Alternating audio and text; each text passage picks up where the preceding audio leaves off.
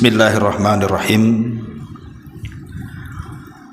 Assalamualaikum warahmatullahi wabarakatuh.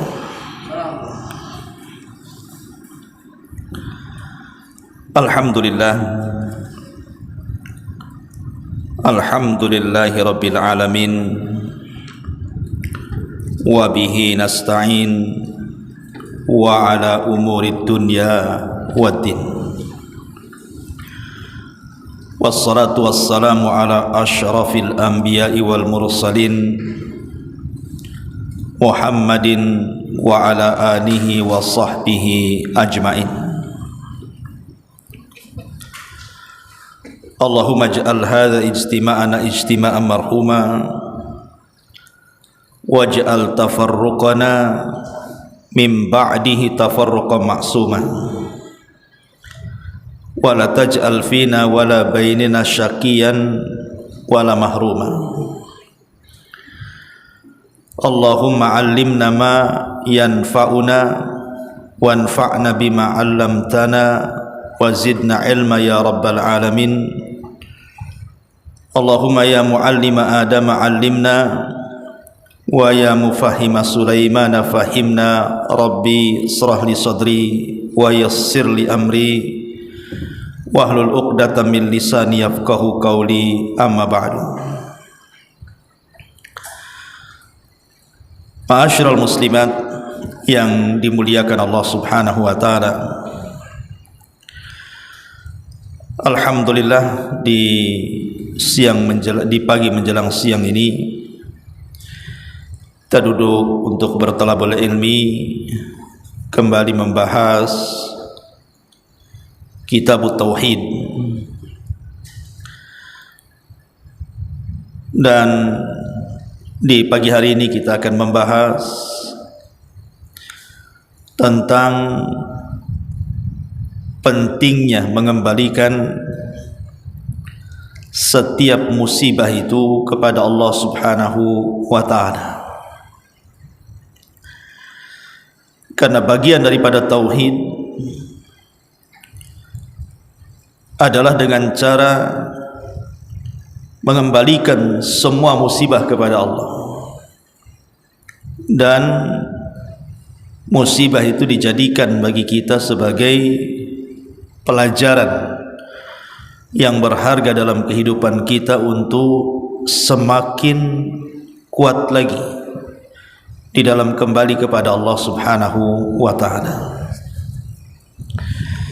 Ma'asyiral muslimat yang dimuliakan Allah Subhanahu wa taala. Kita tahu bahwa di dalam Al-Qur'anul Karim ketika Allah Subhanahu wa taala menceritakan tentang kisah Nabi Adam, kemudian Allah Subhanahu wa taala berfirman, "Faqulna ya Adam inna hadza aduwwun laka wali zawjika fala yukhrijannakuma minal jannati fatashqa inna laka alla taju'a fiha wa la ta'ra wa annaka la tadma'u fiha wa la tadha." Kami katakan kepada Adam, kata Allah, sesungguhnya ini maksudnya iblis adalah musuh dan musuh pasangan, maka jangan sampai iblis mengeluarkan kalian berdua dari sorga, karena engkau pasti akan celaka. Sungguh ada jaminan untukmu di sana, engkau tidak akan kelaparan dan tidak akan telanjang, dan sungguh di sana engkau tidak akan merasa dahaga dan tidak akan ditimpa panas matahari. Perhatikan ayat ini. Allah Subhanahu wa taala mengatakan, selama manusia berada di sorga, selama manusia berada di sorga, Adam dan Hawa, maka dia tidak akan mengalami kecelakaan. Siapapun yang berada di sorga tidak akan mengalami kecelakaan, kebinasaan. kehancuran, tidak mungkin. Tapi ketika manusia kemudian sudah keluar walaupun satu garis saja dari sorga, sudah tidak di dalam sorga, maka dipastikan manusia itu akan mengalami kecelakaan, akan mengalami kebinasaan, akan banyak ujian dan cobaan. Masalahnya, saya, ibu-ibu atau siapapun tidak terlahir di sorga.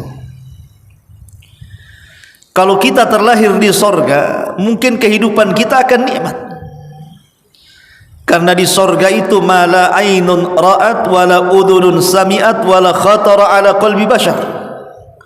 Kenikmatannya tidak bisa dilihat mata, didengar telinga, terlintas pun tidak bisa, saking nikmatnya. Tetapi Allah takdirkan kita tidak lahir di sana, tapi kita lahir di dunia. Sementara Allah mengatakan fala yukhrijannakuma minal jannati fatashqa. Jangan sampai setan mengeluarkan kalian dari sorga, maka engkau akan binasa di situ.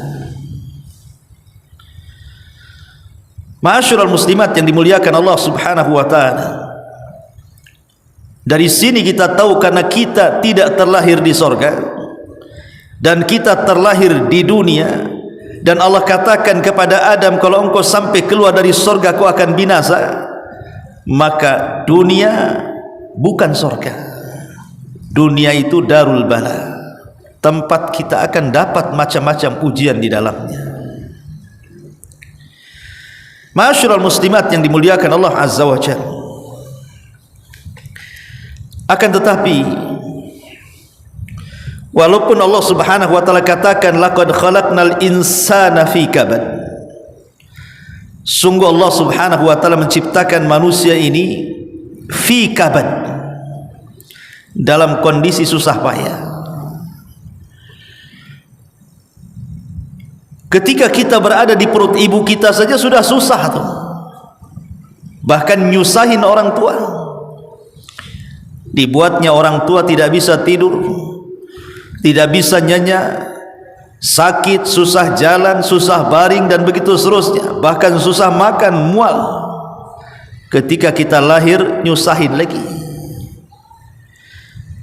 Ketika kita sudah beranjak menuju remaja, susah lagi kita karena kita perlu pendidikan, perlu makan, besar sedikit perlu bekerja, besar sedikit perlu nikah dan ingin punya anak, besar sedikit banyak penyakit dan musibah, dan begitu seterusnya. Manusia itu terlahir seperti itu fi kabad. Tetapi bukan berarti Allah Subhanahu wa taala ketika memberikan ujian kepada kita supaya kita susah terus, tidak. Karena ujian yang Allah berikan kepada kita itu tidak banyak, sedikit. Lebih banyak senangnya sebenarnya kalau kita mau berpikir. Karena coba kita renungkan sedikit ya. Kadang Allah Subhanahu wa taala membuat kita menangis. Kenapa? Agar kita kelak bisa tertawa, Bu. Atau terkadang Allah Subhanahu wa taala menimpakan kepada kita berbagai macam musibah. Untuk apa? Supaya kelak kita bisa bahagia. Atau terkadang sengaja Allah Subhanahu wa taala membuat kita lapar, kita haus, untuk supaya belajar bagaimana cara bertahan hidup, sehingga kita diajarkan bagaimana cara bekerja. Kalau kita tidak pernah lapar, mungkinkah seseorang bisa bekerja? Tidak. Dibuat dulu lapar, baru kemudian kita akan mencari cara bagaimana cara bertahan hidup, akhirnya bekerja, kemudian menjadi orang sukses dalam bekerja. Atau dibuatnya kita tidak paham akan sebuah permasalahan, rupanya supaya Allah Subhanahu wa taala memberikan pelajaran kepada kita supaya kita belajar. Dengan ketidakpahaman itu akhirnya kita mencari-cari tahu, bertambahlah pengetahuan. Atau mungkin mengambil sesuatu yang paling disukai. Sengaja Allah Subhanahu wa taala mungkin mengambil anak kita, ataupun memanggil pasangan kita, dan orang-orang yang kita cintai dipanggil oleh Allah Subhanahu wa taala. Supaya apa? Boleh jadi Allah Subhanahu wa taala menghendaki supaya kita lebih kembali kepada Allah Azza wa Jalla, bahwa semua datang dari Allah dan akan kembali kepada Allah Azza wa Jalla. Diingatkan akan kematian.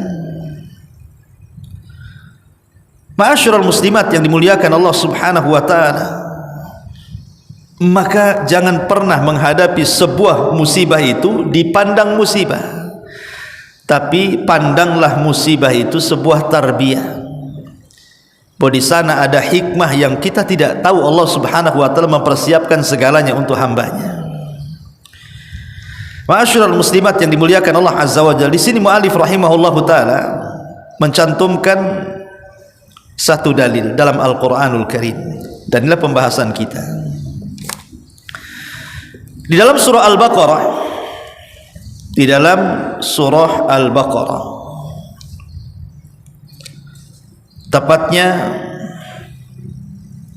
pada ayat ke-155 sampai 157, Allah Subhanahu wa taala berfirman, wala nabluwannakum bisyai'in minal khawfi wal ju'i wa naqsim minal amwali wal anfusi wath thamarat wa basyiris sabirin alladzina idza asabathum musibatun qalu inna lillahi wa inna ilaihi raji'un ulaika alaihim salawatu min rabbihim wa rahmah wa ulaika humul muhtadin wa ulaika humul muhtadun. Di sini Allah Subhanahu wa taala berfirman, dan kami pasti akan menguji kamu dengan sedikit ketakutan, kelaparan, kekurangan harta, goncangan jiwa, diuji dengan buah-buahan, dan sampaikanlah kabar gembira kepada orang-orang yang sabar. Orang-orang yang apabila ditimpa musibah, mereka berkata, inna lillahi wa inna ilaihi raji'un. Sesungguhnya kami milik Allah dan hanya kepadanya lah kami akan kembali. Mereka itulah orang-orang yang memperoleh ampunan dan rahmat dari Tuhannya, dan mereka itulah orang-orang yang mendapatkan petunjuk. Perhatikan dalam ayat ini, Allah Subhanahu wa taala mengatakan, wala nabluwannakum, sungguh-sungguh kami akan menguji kalian. Lam di sini adalah lam taukid, artinya pasti dan pasti kami akan memberikan ujian kepada kalian. Bu, jangan lagi sekelas kita, sekelas para nabi saja diuji. Nabi Nuh alaihi salatu wassalam 950 tahun berdakwah, tidak ada satupun kaumnya yang beriman kecuali sedikit. Ujian. Bahkan cenderung kaumnya mengejek-ejek Nabi Nuh alaihi salatu wassalam.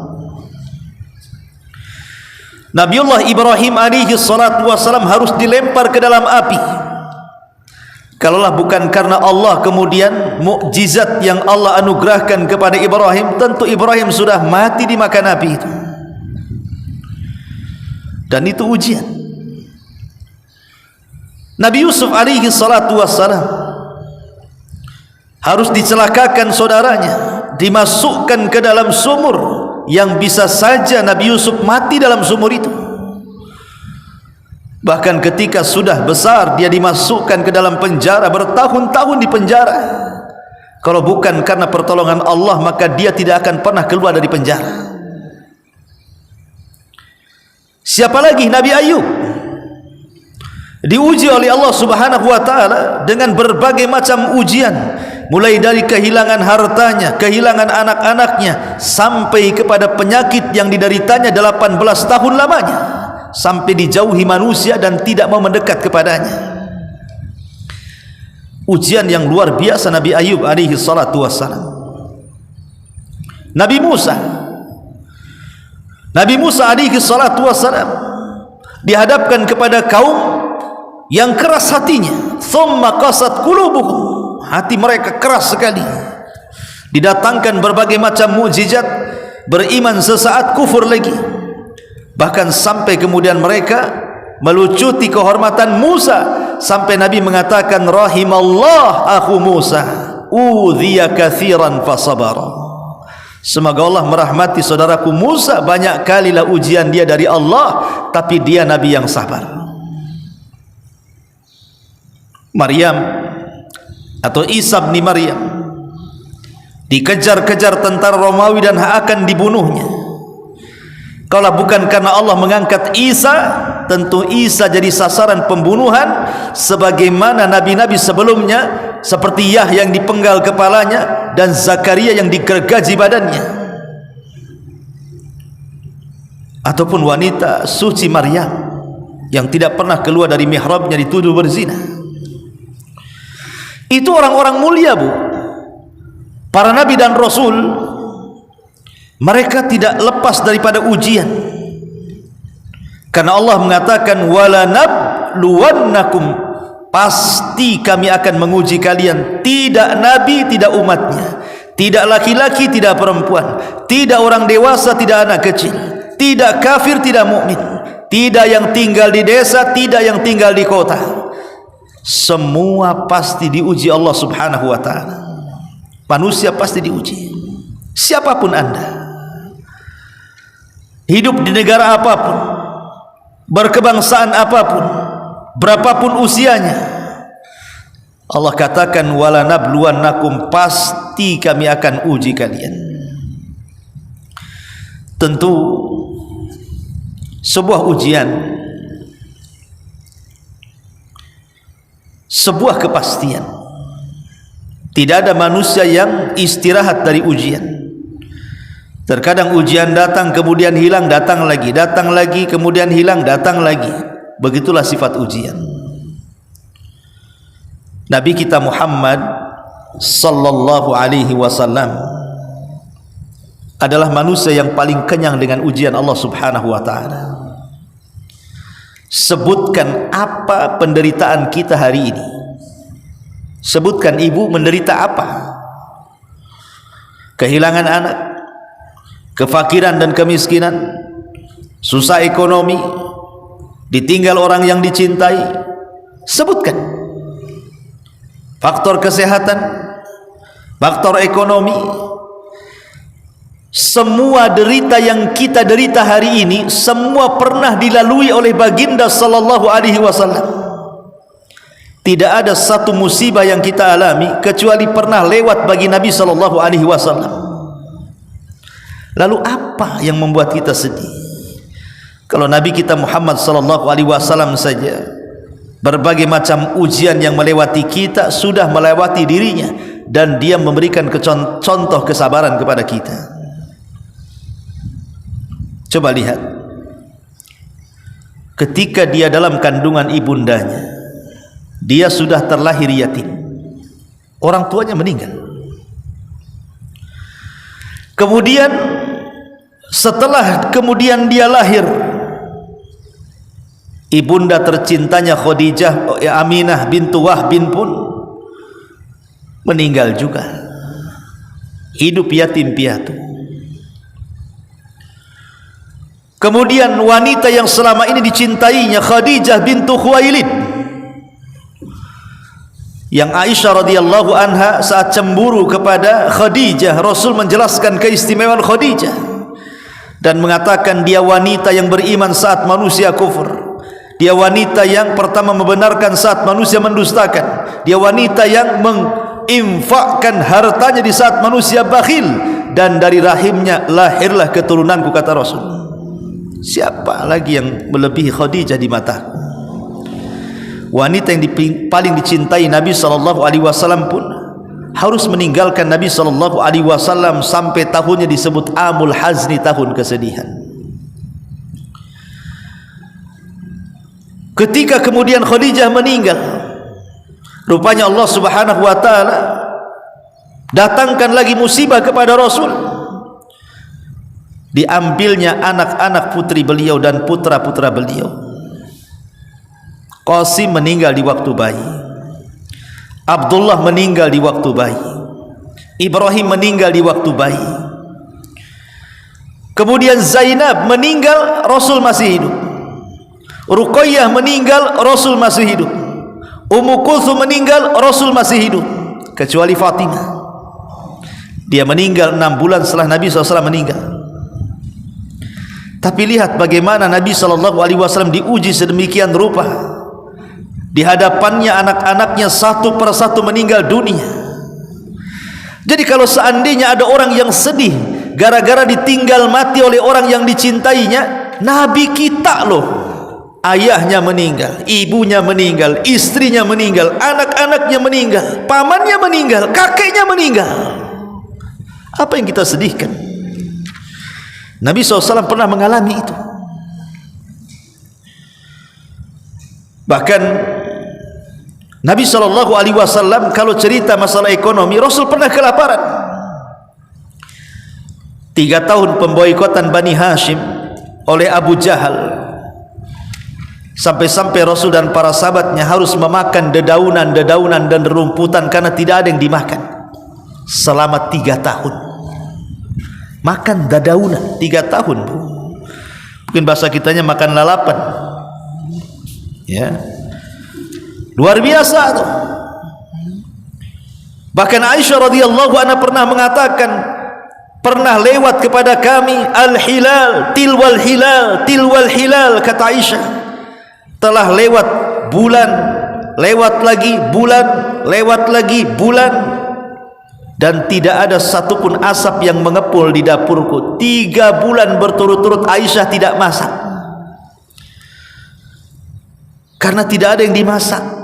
Kalau ibu tidak masak karena COD, ya Bu ya, kenapa tak masak? COD katanya. Udah dipesan tuh di aplikasi, 5 menit lagi datang katanya. Kalau Aisyah radhiyallahu anha tidak masak, memang tidak ada yang bisa dimasak, Bu.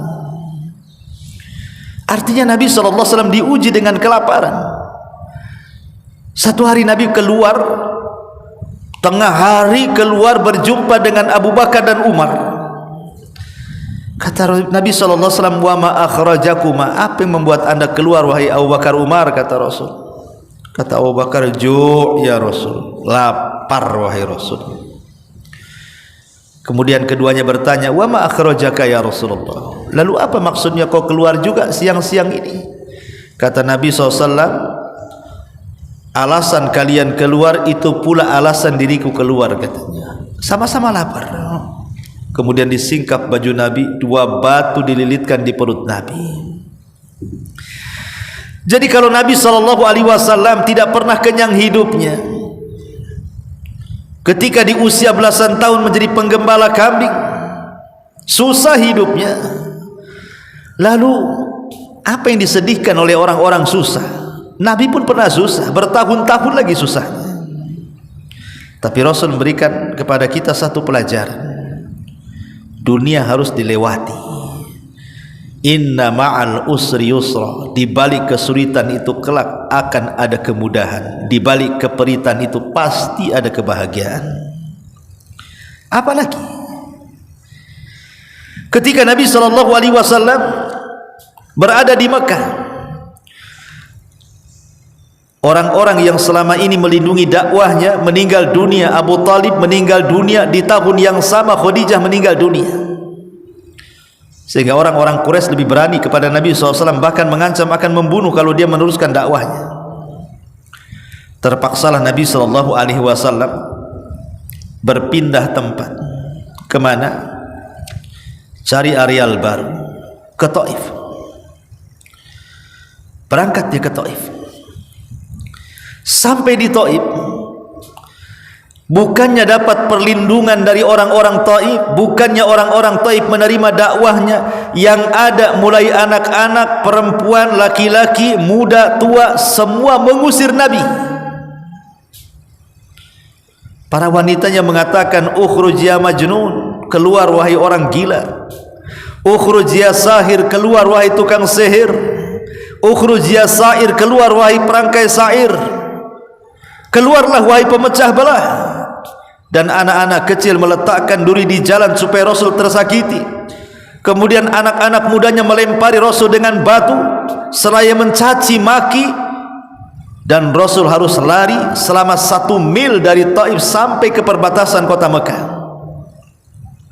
Pernah ada orang berdakwah seperti ini,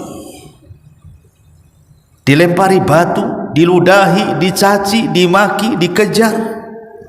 Kalau ada dai yang seperti ini hari ini, Bu, pasti resign jadi dai dia, Bu. Males juga jadi dai, berat juga risikonya katanya.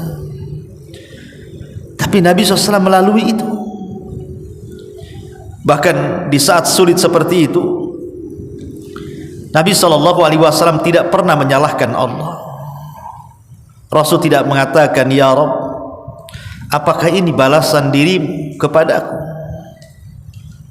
Kenapa orang-orang itu menghinaku ya Rabb? Kenapa engkau lakukan seperti ini kepadaku ya Rabb?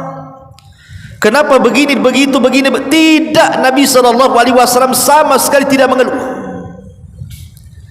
Kalau kita kan suka mengeluh, Bu, ya Bu.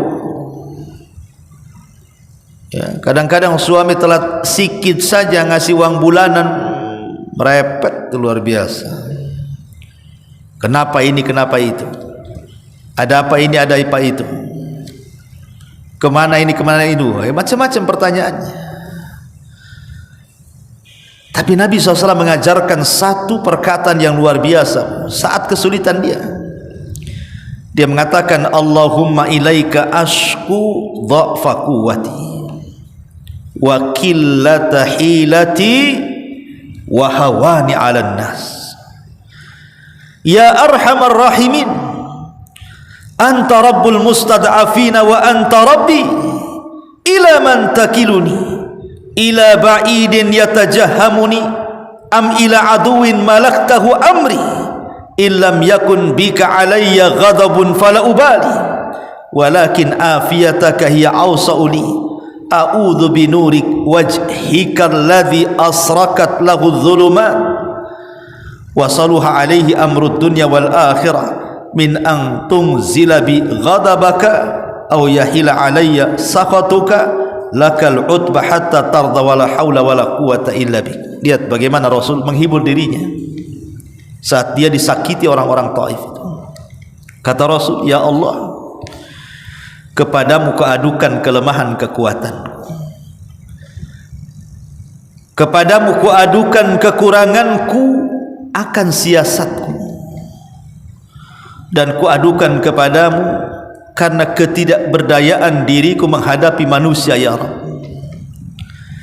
Wahai Zat yang maha pengasih di antara maha pengasih, Tuhan orang-orang yang lemah, Engkau Tuhanku, kepada siapa hendak Kau serahkan diriku? Kepada saudaraku yang bermuka masam kepadaku, atau kepada musuh yang Kau kuasakan urusanku kepadanya? Jika Engkau tidak marah kepadaku ya Rabb, maka aku tidak akan peduli apapun sikap orang kepadaku. Hanya saja ampunanmu lebih luas bagiku. Aku berlindung dengan cahaya wajahmu yang menyinar semua kegelapan, sehingga dengannya menjadi baik urusan dunia dan akhirat dari kemarahanmu kepadaku atau tidak terimamu atas diriku. Milikmulah keridhaan Engkau, ridha tidak ada daya dan upaya kecuali milikmu ya Rabb.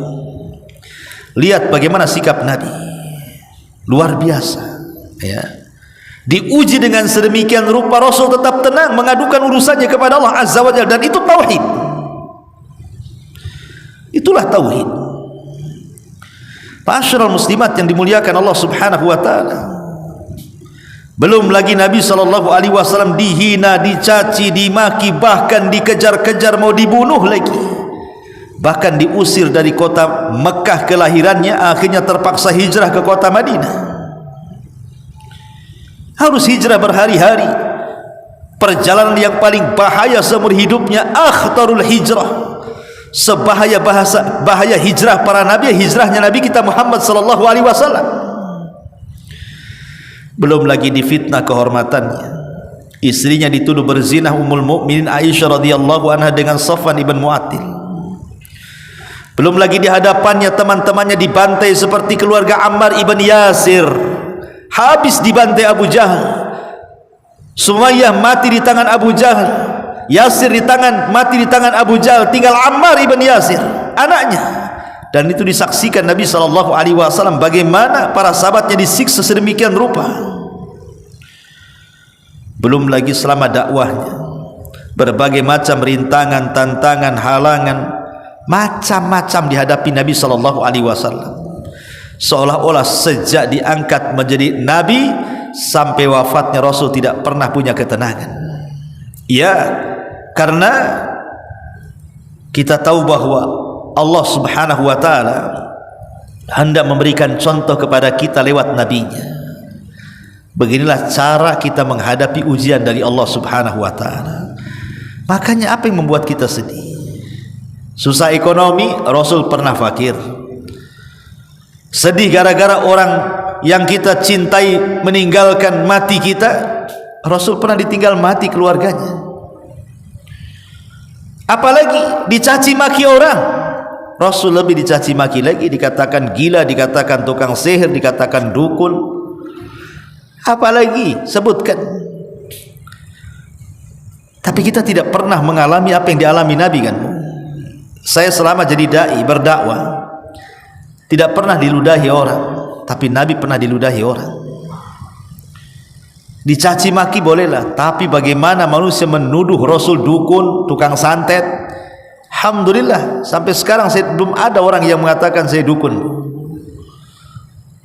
Apalagi sampai dilempar batu, apalagi dikejar-kejar mau dibunuh gara-gara berdakwah. Alhamdulillah saya tidak pernah mengalaminya. Tapi lihat Nabi SAW demikian luar biasa ujiannya. Untuk siapa kalau bukan untuk kita sebagai umatnya? Makanya Allah mengatakan walaqad na'lamu annaka yadiku sadruka bima yaqulun. Dan kami sungguh mengetahui bahwa dadamu wahai Muhammad menjadi sesak dan sempit sebab ucapan manusia kepadamu. Tapi Allah mengatakan wasbir ala ma yaqulun, dan bersabarlah terhadap apa yang mereka ucapkan. Wasbir kama sabara ulul azmi minar rusul, maka bersabarlah engkau Muhammad sebagaimana kesabaran ulul azmi dari kalangan para rasul. Mereka lebih dulu diuji dibandingkan dirimu, maka sama juga kepada kita, sabarlah sebagaimana Rasul SAW sabar. Itu maksudnya. Ma'asyiral muslimat yang dimuliakan Allah Azza wa Jalla. Di sini Allah Subhanahu wa taala mengatakan wala nabluwannakum bisyai'in, dan sungguh kami akan uji kalian bisyai'in, dengan sedikit. Yang diuji itu sedikit, yang banyak itu Allah berikan kesenangan kepada kita. Cuman kalau ibu cerita seolah-olah ibu itu lebih banyak diuji dibandingkan diberikan nikmat, kan Bu? Setiap ketemu dengan ibu cerita susah lagi, besoknya ketemu cerita susah lagi, besoknya ketemu cerita susah lagi. Kapan cerita senangnya, Bu? Padahal kesusahan yang Allah berikan kepada kita itu sedikit, tapi kita seolah-olah banyak pula susahnya. Kenapa? Karena tidak bersyukur. Ya. Kemudian Allah mengatakan minal khawfi wal ju' wa naqsim minal amwali wal anfusi wath thamarat wa basyiris sabirin alladzina idza asabathum musibatun qalu inna lillahi wa inna ilaihi raji'un. Di sini Allah Subhanahu wa taala menyebutkan 5 perkara. Inilah yang membuat orang itu tidak bisa tenang hidupnya. 5 perkara inilah yang membuat orang stres, yang membuat orang gundah gulana, yang membuat orang bingung dan tidak bisa berfikir. Padahal 5 perkara ini ujian dari Allah Subhanahu wa taala bagi hamba-hambanya. Apa itu? Pertama, minal khaufi. Kami akan uji kalian dari sedikit perasaan takut. Takut menghadapi masa depan. Takut menghadapi masalah yang sedang dihadapi di depan. Memikirkan yang telah berlalu sehingga tumbuh rasa takut. Dikejar-kejar hutang, dikejar-kejar musuh, dibayang-bayang bencana, takut. Ya. Inilah yang membuat orang tidak tenang, kan, Bu? Rasa takut yang berlebihan. Macam mana esok hari, macam mana minggu depan, bulan depan, tahun depan, macam mana anak saya, macam mana suami saya, macam mana usaha saya, macam-macam dipikirkan, timbul rasa takut. Atau menghadapi masalah yang sedang ibu hadapi hari ini. Macam mana kalau tidak bisa keluar dari masalah ini? Macam mana kalau tidak ada solusinya? Macam mana kalau ini itu. Takut akhirnya. Takut yang berlebihan. Karena takut itu ada 2 macam, Bu. Ada takut batin, ada takut zahir. Takut zahir itu takut badan. Badannya takut kena penyakit, badannya takut diserang penyakit, makanya kemudian harus steril, cuci tangan, ini itu karena takut terserang penyakit. Ada juga takut batin. Nampak aja sehat, Bu, Masya Allah, kalau dari jauh jalannya tegap, harum, bajunya bagus, nampaknya santai, senyum-senyum, rupanya hatinya paling bingung tuh.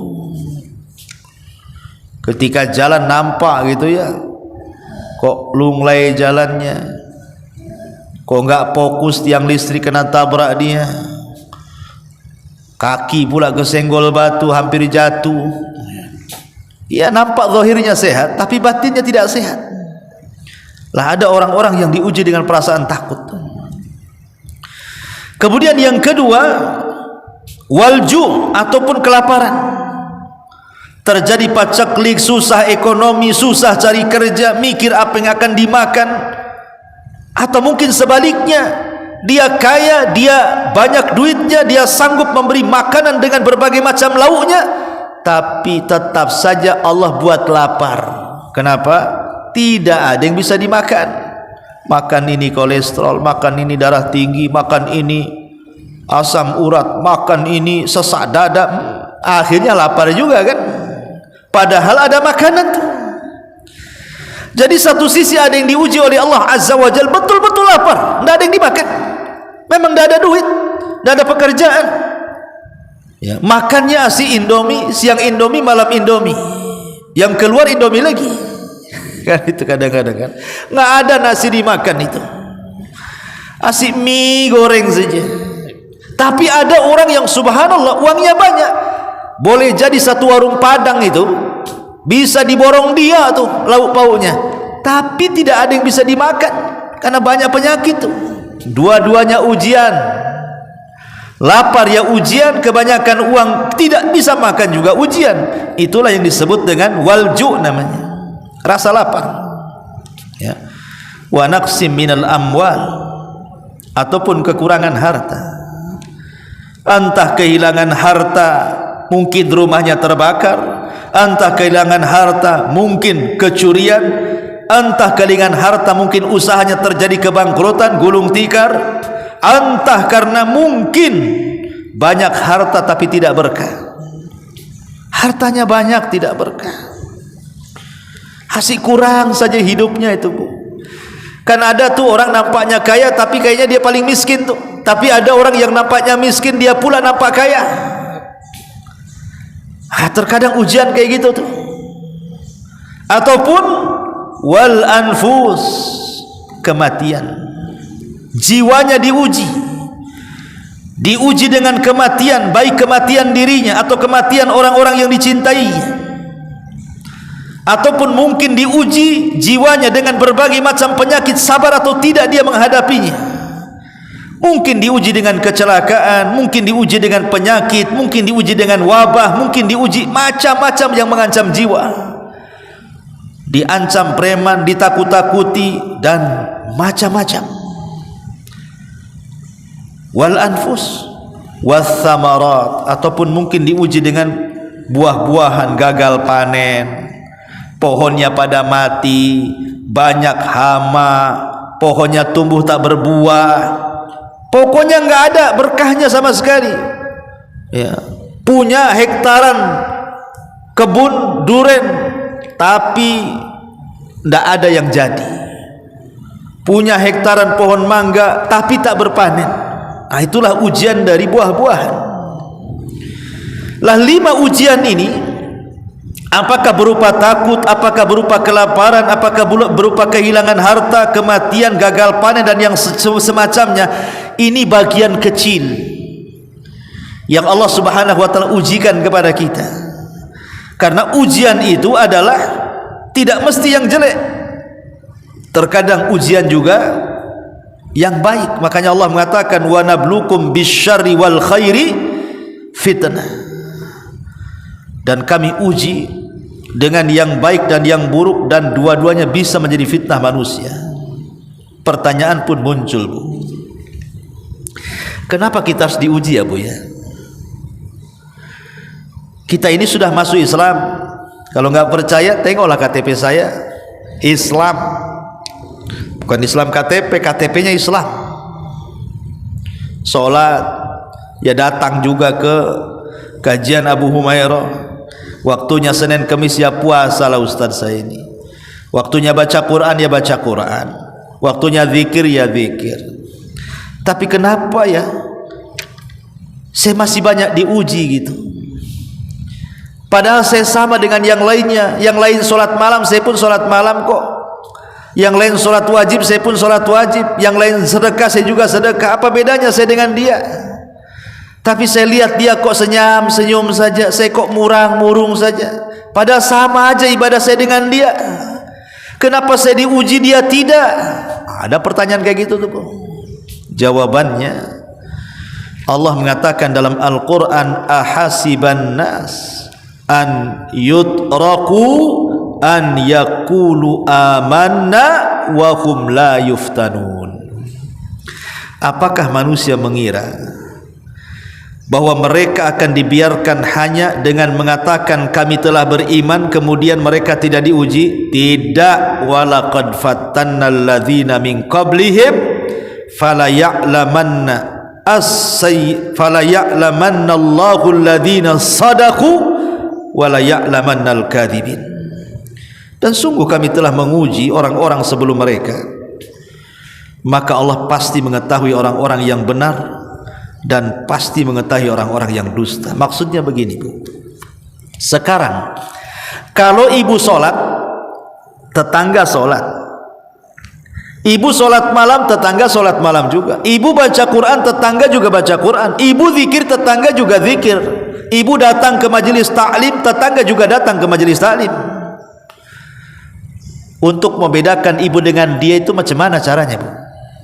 Supaya ibu beda. Jadi solatnya ibu dengan solatnya dia, macam mana cara bedakannya?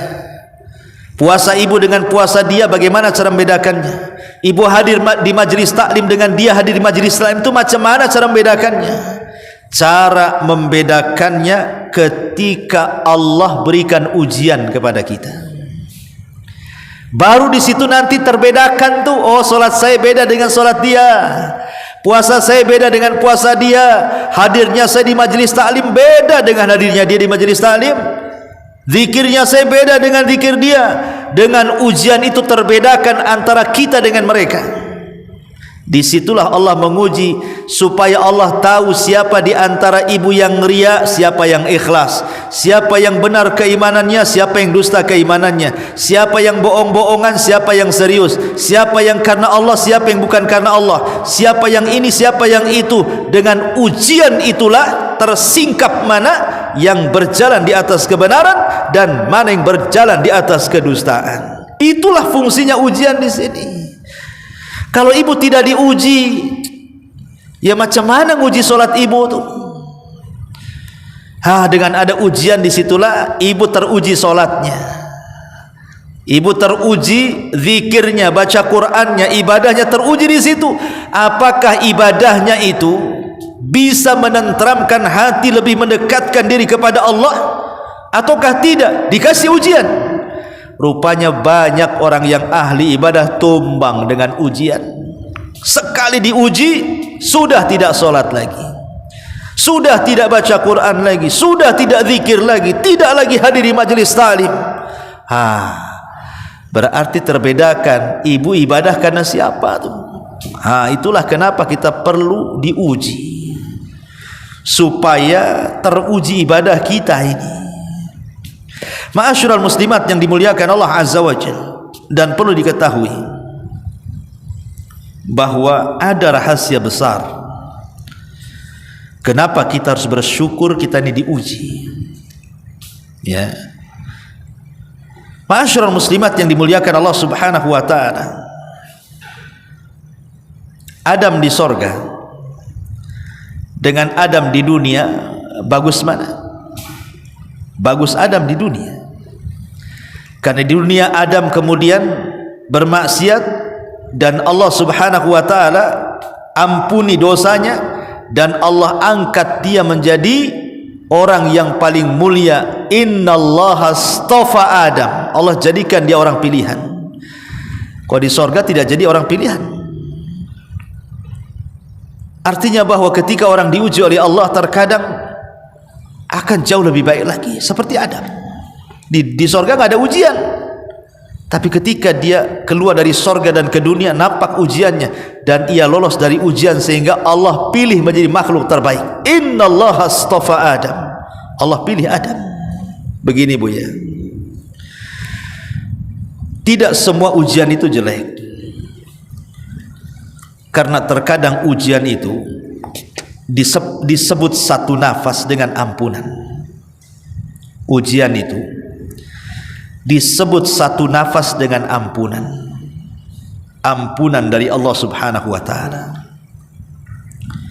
Terkadang kita banyak dosa bu, susah mau tobat, mau istighfar bu. Akhirnya makin tumpuk-tumpuklah dosa kita ini, karena berdosa tapi tak mau tobat, berdosa tapi tak mau istighfar. Lah terkadang datangnya ujian itu disebut satu nafas dengan ampunan bu. Contoh umpamanya hadis Abu Hurairah radhiyallahu anhu, Nabi SAW mengatakan, ma yazalul bala bil mu'mini wal mu'minati fi nafsihi wa waladihi wa malihi hatta yalqallah wa ma alaihi khati'ah. Kata Nabi, ujian selalu bersama dengan orang-orang laki-laki yang beriman dan juga perempuan yang beriman, baik dalam dirinya, baik ujian itu pada anak-anaknya, baik ujian itu pada hartanya, sampai dia berjumpa dengan Allah dalam keadaan tidak mempunyai satu pun kesalahan, karena dikikis dengan ujiannya. Ingat, ujian itu selalu disebut satu nafas dengan ampunan. Bersyukurlah kalau diuji, hakikatnya menggugurkan dosa kita. Ketika orang itu banyak diuji, lepas satu datang ujian lain, lepas ujian lain datang lagi yang lainnya, datang lain, sampai betul-betul tidak ada satu dosa yang tersisa dalam badan kita, dan kita menghadap Allah sudah tidak punya kesalahan. Kan enak tuh ya, tanpa bertobat, cukup ikhlas dengan ujian, sudah tidak punya dosa. Yang kedua, bahwa di balik ujian itu ada kebaikan. Nabi mengatakan, man yuridillahu bihi khairan yusib minhu. Barang siapa yang diinginkan oleh Allah kebaikannya, maka Allah akan mengujinya. Barang siapa yang Allah kehendaki kebaikan pada hidupnya, pasti Allah akan mengujinya. Artinya ujian itu disebut satu nafas dengan datangnya kebaikan dari Allah. Kemudian yang ketiga, bahwa ujian itu tanda cinta Allah kepada kita. Sebagaimana ibu punya anak, ibu sekolahkan, padahal tahu sekolah itu kan pagi bangun, nanti belajar, malam lagi, kadang-kadang lelah nengok anak kita belajar itu kan. Tetapi kan orang tua bukan berarti kemudian hendak menghina anaknya kan, Bu. Tapi justru demi kebaikan anaknya kan, dipisahkan jauh-jauh, disekolahkan di mana, dipesantrenkan di mana gitu kan. Enggak mungkinlah orang tua memberikan ujian seperti itu supaya anaknya celaka, tidak kan? Untuk masa depan dia. Sama juga dengan Allah kepada kita. Jadi Allah Subhanahu wa taala itu kalau cinta dengan kita, pasti Allah akan berikan ujian itu. Makanya Rasul mengatakan, inna idhamil jazama idhamil bala, wa inna allaha idha ahabba qauman ibtalahum, faman radiya falahu ridha wa man sakhita falahu sukhtu. Sesungguhnya besarnya pahala sesuai dengan besarnya ujian. Jika Allah mencintai sebuah kaum, maka dia akan mengujinya. Kalau dia redha, Allah redha. Kalau dia murka, Allah juga murka. Lihat bagaimana di balik ujian itu menunjukkan tanda cintanya Allah kepada kita. Dan yang terakhir ini yang paling penting, terkadang ujian itu diberikan di dunia, itu dalam rangka Allah menyegerakan siksaan bagi kita di dunia, supaya ketika di akhirat kita sudah tidak disiksa lagi. Makanya Nabi mengatakan, idza aradallahu bi abdihi al-khaira ajjala lahu al-uqubah fid dunya wal akhirah. Ajjalallahu al-uqubata fid dunya. Wa idza aradallahu bi abdihi syarra amsaka anhu bi dzambihi hatta yuwafiya yaumal qiyamah. Kalau seandainya Allah menginginkan untuk hambanya kebaikan, niscaya dia akan menyegerakan hukumannya bagi hamba tersebut di dunia. Namun jika Allah menginginkan kejelekan untuk seorang hamba, niscaya Allah akan menahan dosa-dosanya sampai terkumpul dan akan dibalaskan dengan sempurna kelak pada hari kiamat. Naudzubillah. Jadi kalau diuji, Bu, boleh jadi Allah segerakan hukuman bagi dia supaya di akhirat sudah tidak ada hukuman lagi. Tapi kalau bagi orang yang tidak dikehendaki kebaikan, Allah sengaja Allah biarkan tuh, nggak dihukum di dunia, tapi nanti dihajar di akhirat. Naudzubillah. Oleh karena itulah maka inilah diantara sedikit keterangan dari surah Al-Baqarah ayat 155 sampai 157 ya, tentang mengembalikan ujian ini kepada Allah Subhanahu wa taala. Taib, ma'asyiral muslimat, silakan kalau ada yang mau bertanya. Ya.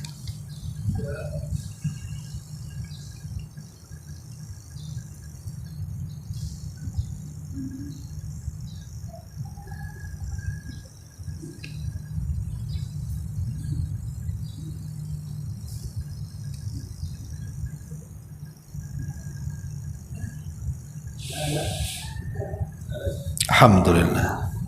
Subhanallah hamdika asyhadu an la ilaha illa anta astaghfiruka wa atubu ilaik. Allahu ta'ala alam. Assalamualaikum warahmatullahi wabarakatuh.